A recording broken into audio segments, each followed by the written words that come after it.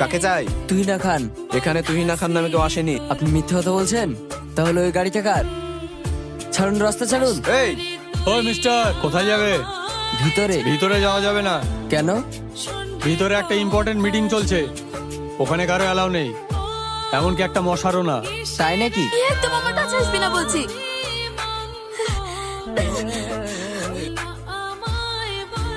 সেলিম, সালা, তুই তো খুব খারাপ। কোথায় একটু আনন্দ করব তা না ডিস্টার্ব করতে চলে এলি। যে স্ত্রীকে আমার অধিকার থাকা সত্ত্বেও আমি কোনোদিন ছুঁয়ে দেখিনি, তাকে তুই ছুবি? কি হলো, গাড়িতে উঠলে কেন? নামো। কেন?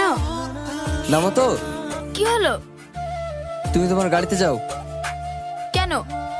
আমি কি তোমার সাথে যেতে পারি না? না, আগে একজন ভালো স্ত্রী হওয়ার যোগ্যতা অর্জন করো, তারপর।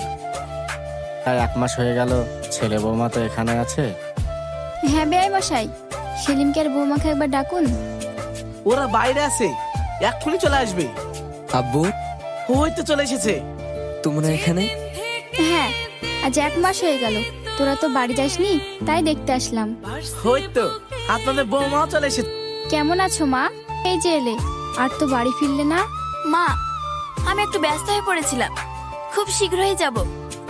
আচ্ছা ঠিক আছে মা, আমরা তাহলে আসি। তোমরা যত তাড়াতাড়ি সম্ভব বাড়ি ফিরে এসো। আরে বিয়ে মশাই, চলে যাবো বললে হবে? খাওয়া দাওয়া করে তবে যাবেন। না না, আজ নয়, অন্য একদিন। সেলিম আসছি রে। বৌমা আসছি। আজ থেকে তুমি আমার সঙ্গে ঘুমোতে পারো। আজ হঠাৎ এমন কথা? সূর্য কোন দিকে উঠেছে? মানুষ হঠাৎই পরিবর্তন হয়। আমি না জেনে না বুঝে সেদের বসে যা করেছি, আমি সত্যি খুব লজ্জিত। এত কিছু পরেও ক্ষমা চাওয়াটা কি তোমার মানায়? প্লিজ আমাকে আর ছোট করো না, আমি খুব লজ্জিত। তাহলে এগ্রিমেন্টটা? আর কি কিছু করতে হবে?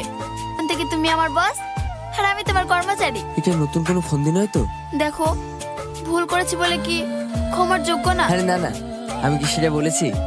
আচ্ছা ঠিক আছে, আজ থেকে আমরা নতুন জীবন শুরু করব। থ্যাংক ইউ স্বামী জান।